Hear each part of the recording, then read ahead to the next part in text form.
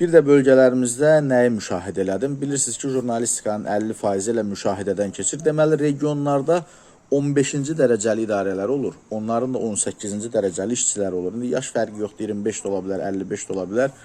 Deməli, həmin bu işçilər nahar fasiləsində qalstukla, zadla belə yanında da nəsə bir adam olub, o köməkçi olur kimsə. Belə bəyənməyə, yox, bura yox, ora yox, bura yox, bura yox filan belə.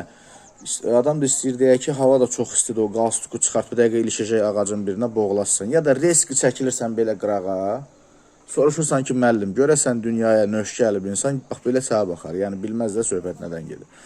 Bax, belə işçilər var, belə adamlar var regionlarda ki, bax, bu davranışda mən bir dəfə başa düşdüm ki, regionlarda o məmur haqsızlığı var, vətəndaşlara yuxarıdan baxmaq filan, nə bilim nə.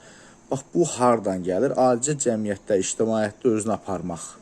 O sadə olmamaq, nə bilim, davranışdakı belə ego filan. Təsəvvür eləyin ki, bu adam burada belədirsə, o kabinetində nə hüqqa verir də, yəni vətəndaşa qarşı necə belə haqsızdır.